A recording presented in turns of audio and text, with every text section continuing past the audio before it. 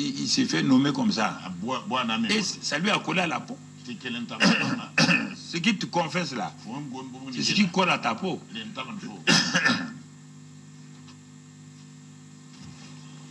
Ce que tu confesses là, c'est ça qui va couler à ta peau. Jusqu'à sa mort, tout le monde disait maintenant, les disciples que Jésus aime. Toi, quels sont les disciples? Le pauvre, le misérable, le malade, celui qui ne réussit jamais. C'est ça que toi, ta bouche dit. C'est ça que tu confesses. Réfléchis toi-même. Mais regarde ici ce qu'il te dit là. Il dit, donc, quand il a dit que si on ne mange pas, le verset 33 en particulier,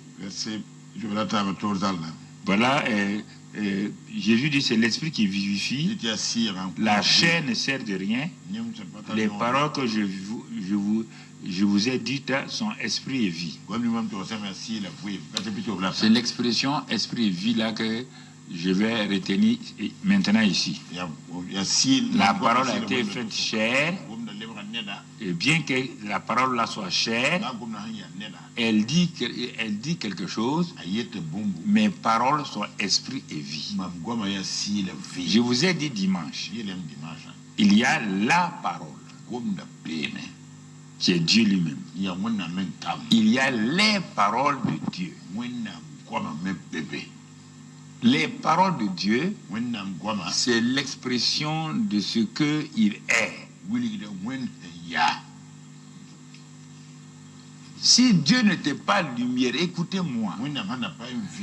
Si Dieu n'était pas lumière, et que on te dit que le monde était couvert de ténèbres, écoute-moi très bien. Et que c'est Dieu-là qui n'est pas lumière, ouvre sa bouche pour dire les paroles suivantes. Que la lumière aille et donc dissipe ces ténèbres qui couvrent la terre là.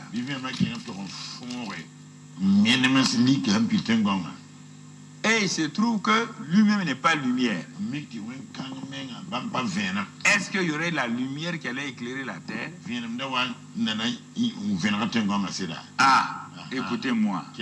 Pourquoi ça ne marche pas? Vous dites des choses que vous n'êtes pas.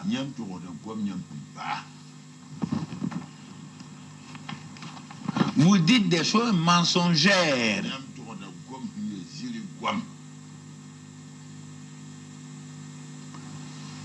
Mais on va le voir. Dieu dit que la lumière soit, que ma nature se manifeste par mes paroles. Parce que ma nature et mes paroles sont étroitement liées.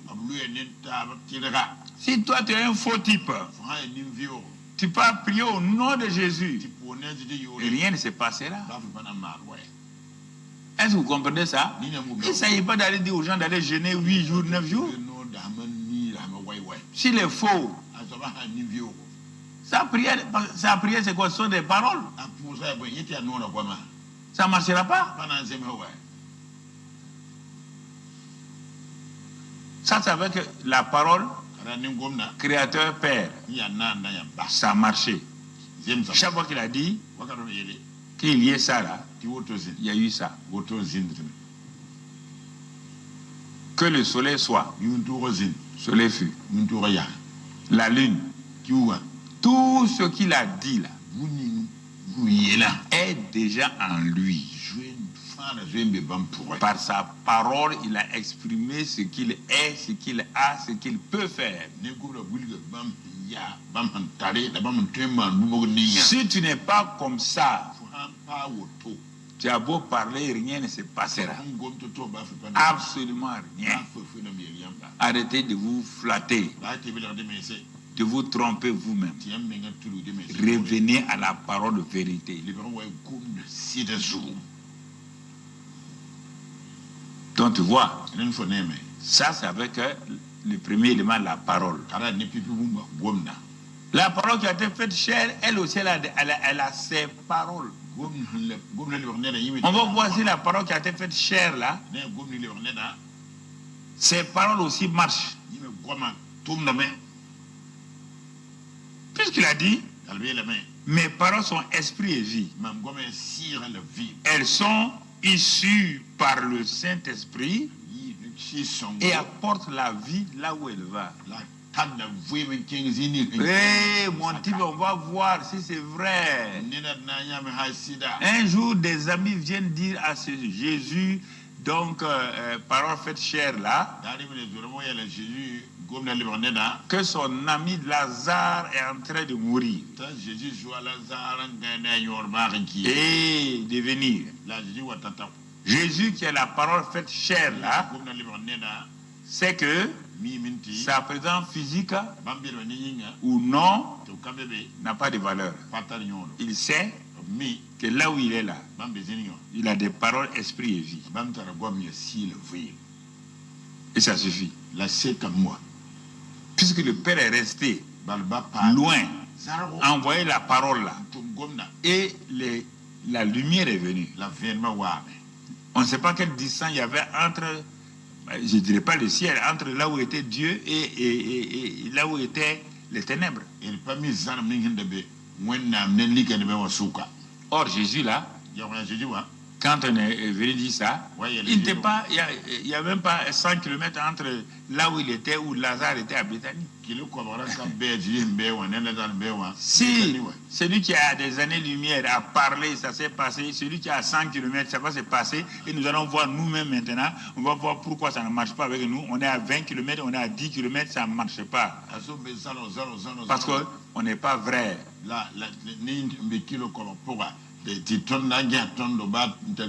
Pourquoi on attrape des faux policiers, des faux gendarmes? Parce qu'il n'est pas gendarme. Et il dit des paroles de gendarme. Quand on le prend, on l'enferme donc là où le voleur devait être enfermé. Écoutez-moi très bien. Hein, on est à l'église. Où Eden TBI. Formidable. Quand on lui dit ça, il dit, mes amis, allez-y dans Marthe Marie là. J'ai un programme ici là. Quand je vais finir là, je vais venir. Mais dites-leur de ne pas s'inquiéter, car la maladie là n'appartient pas à la mort. Elle appartient à la gloire du Père et à ma gloire. C'est-à-dire que c'est mon Père et moi qui serons glorifiés. Parce qu'il sait que la gloire est en lui. Écoutez-moi.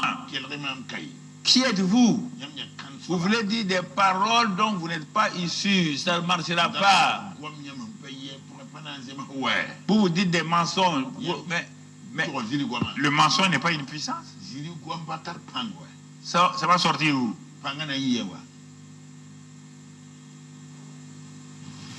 C'est pourquoi pas se précipiter dire des choses. Je préfère que 2 bonnes prières soient exaucées que 1000 prières prononcées, que même pas une soit réglée.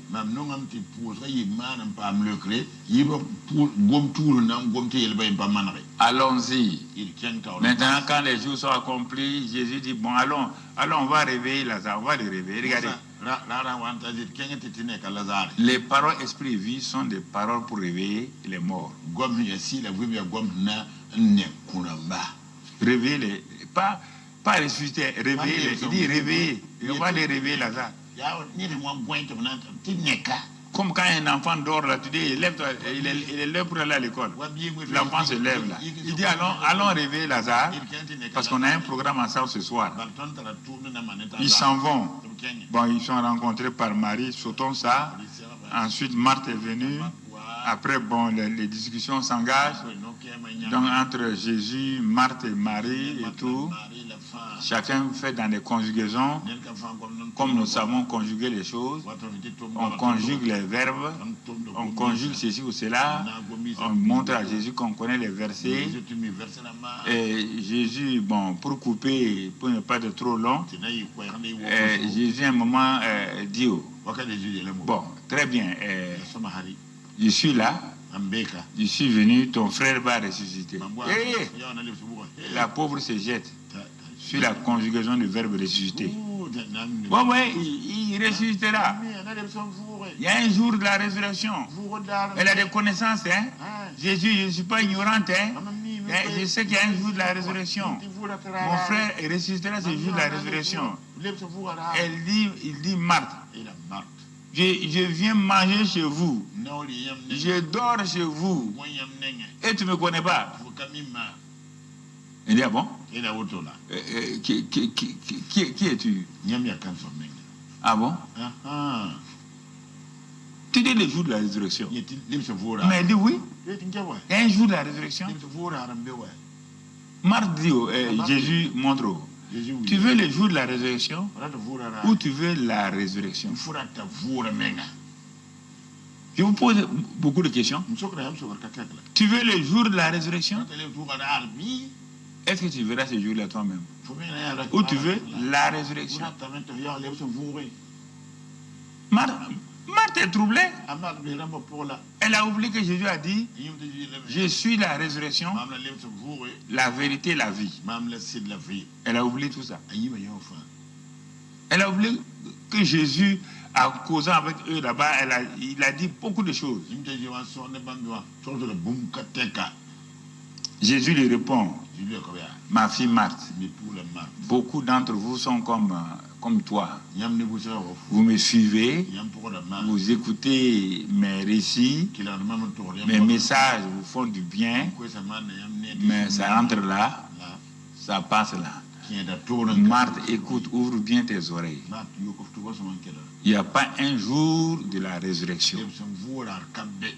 Tout ce que vous dites, vous les hommes là, vous mentez. Supposons qu'il y ait un jour de la résurrection. Et que celui qui est la résurrection là ne vient pas se présenter ce jour-là devant votre tombeau.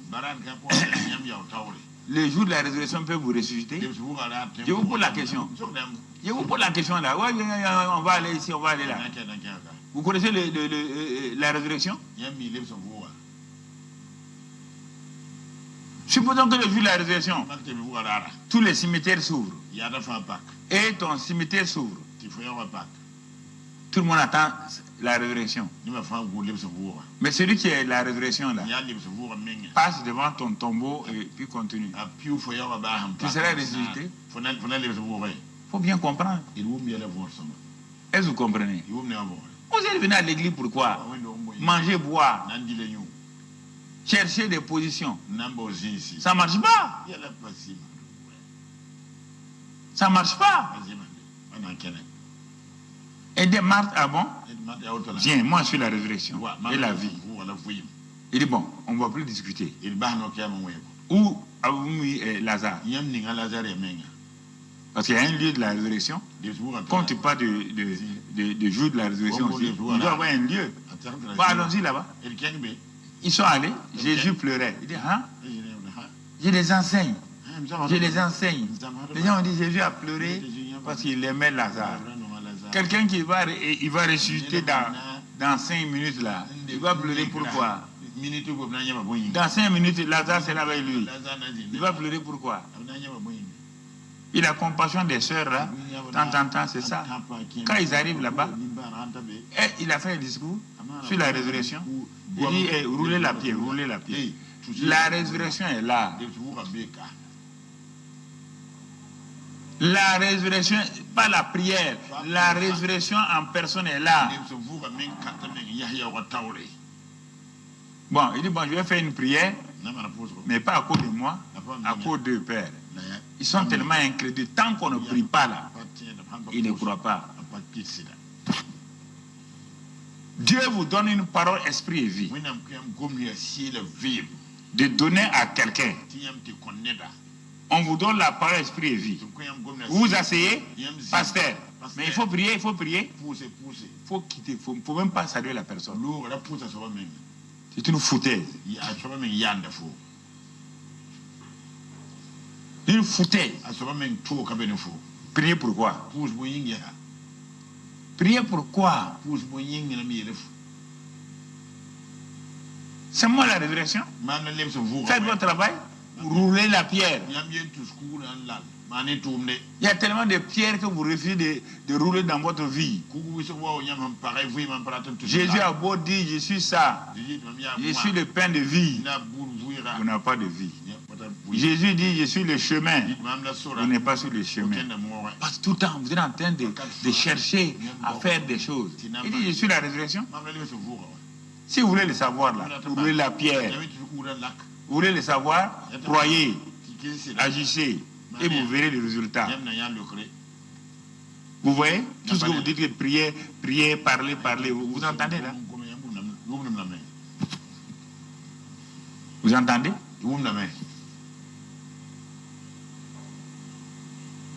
Je ne parle pas des miracles que le nom de Jésus fait pour les gens. Hein. Je parle de vous-même, votre vie. Par rapport aux paroles, esprit et vie de Jésus.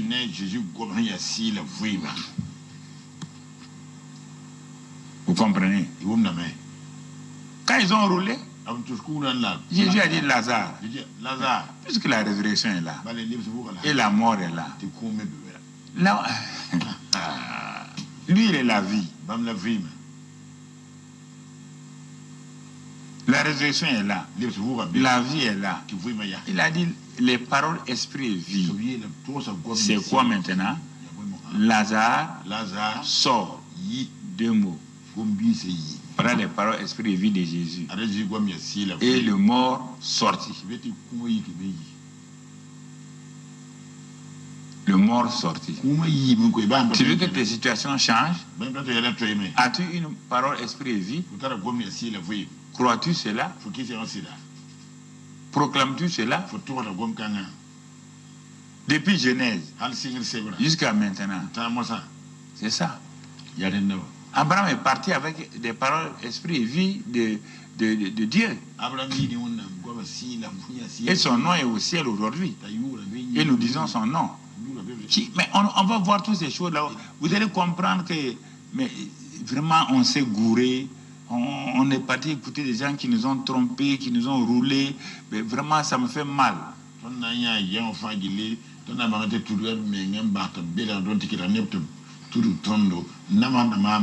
Quand je suis resté dans ces quelques jours-là, ça me fait mal. Parce que non, Seigneur, c'est terrible. Hein?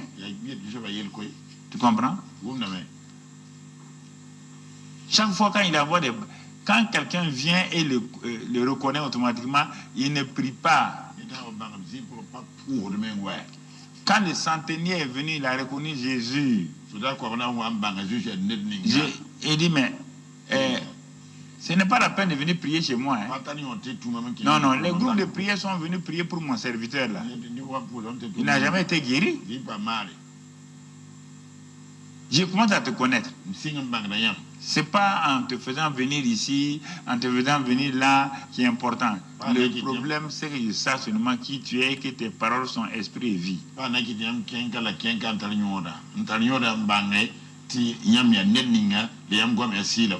Je ne suis pas juif.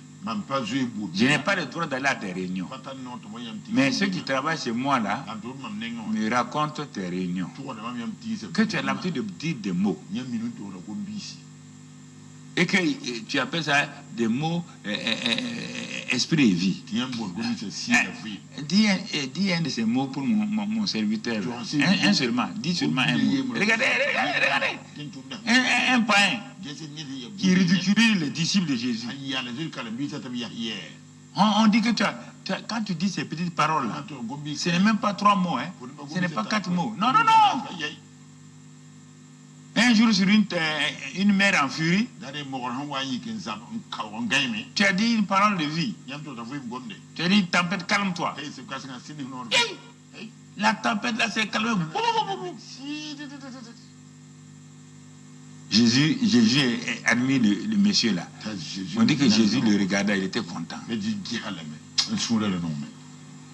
J'ai entendu une fois, mais j'en dis encore, que tu étais en train de marcher sur l'eau pendant une tempête et que tes disciples étaient dans une barque en péril et tu as marché pour aller vers eux.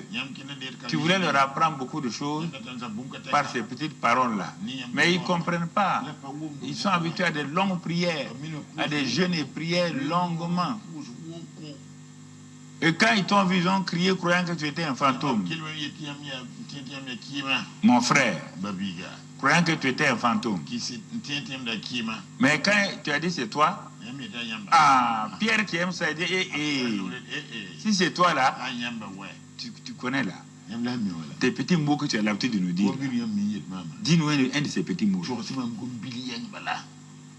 Un de ces petits mots là seulement. Dis ça. Jésus dit viens. C'est ça même, c'est ça. C'est ça là que je voulais. Tu as dit viens, non? Et il est parti. Non, non, non. Il faut qu'on prie pour vous. Qu'on remise votre tête. On secoue votre tête. On rentre là-dedans. On m'amène ici. Après vous avez torticolis. Ciao. Viens. Il y en a beaucoup. Mais il est en train de leur apprendre à l'école de la parole, esprit et vie. Bon, pour ne pas trop vous retenir, maintenant, cette école-là, on y rentre par une relation avec Dieu. On y rentre là-dedans. Dieu lui-même nous apprend beaucoup de choses. Par exemple, il nous apprend Jérémie 15, verset 19. Jérémie 15, verset 19. On va revenir sur ça plus tard, mais on va le lire aujourd'hui là-bas. Et puis un autre passage de Jérémie 12. C'est pourquoi ainsi parle l'Éternel. Écoutez, ceux qui veulent entrer à l'école de la parole, esprit et vie.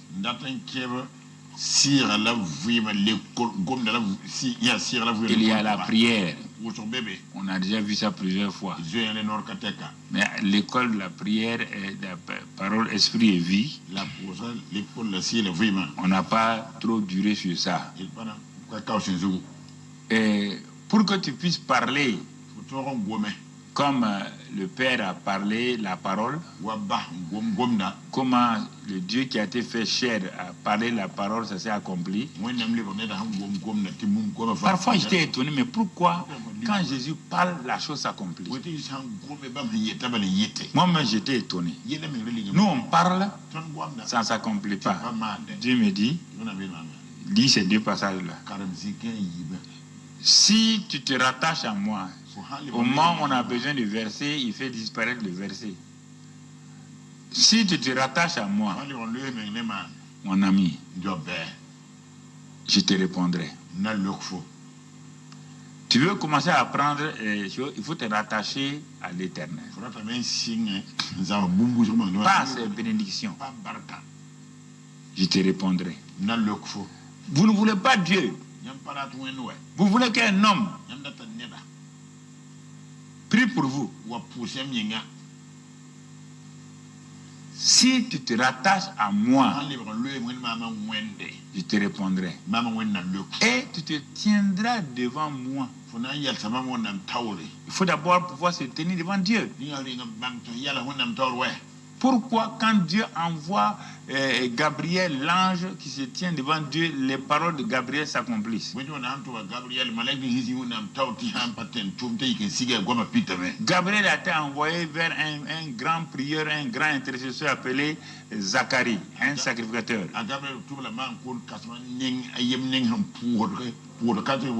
Qui priait avec sa femme pour avoir un enfant. Ils ont prié jusqu'à leur vieillesse.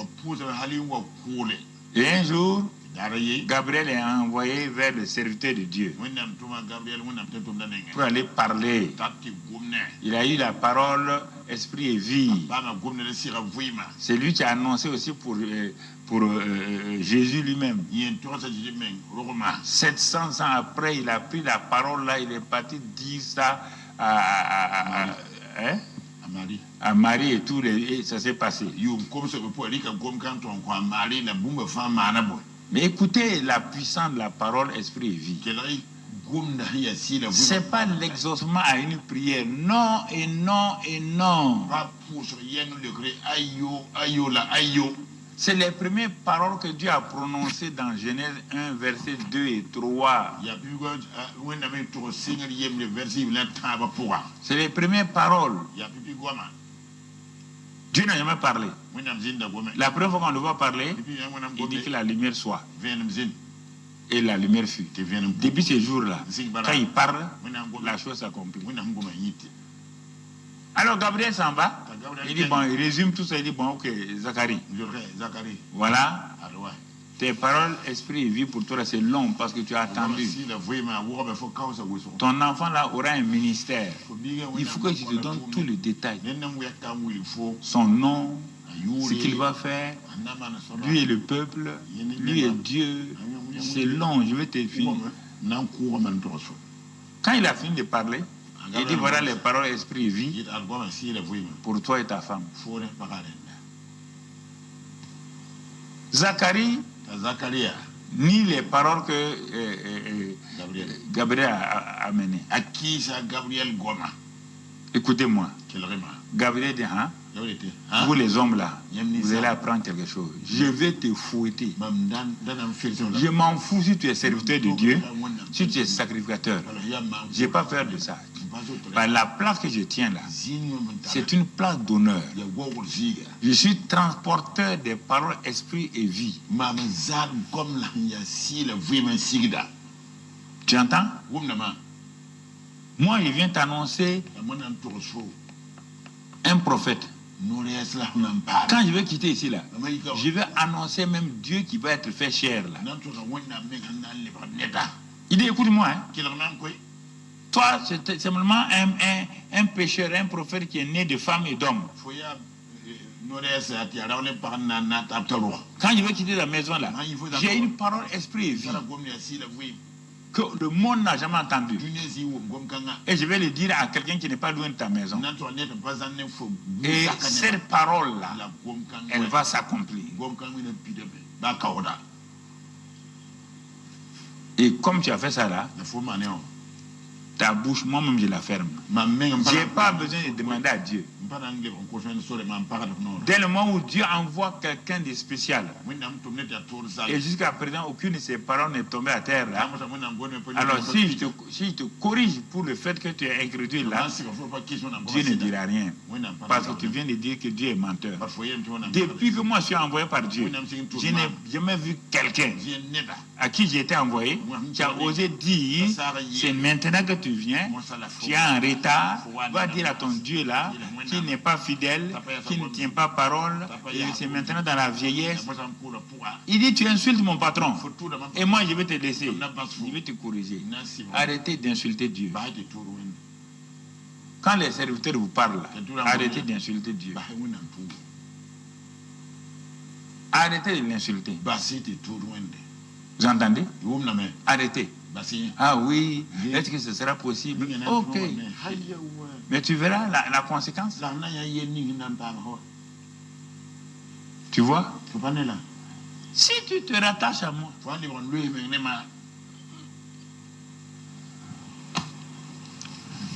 Jérémie 1, verset 9. Jérémie 1, verset 9. Regardons ce que la Bible dit là-bas.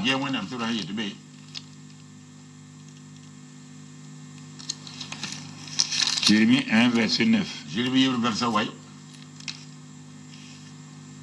Voilà ce qui est écrit.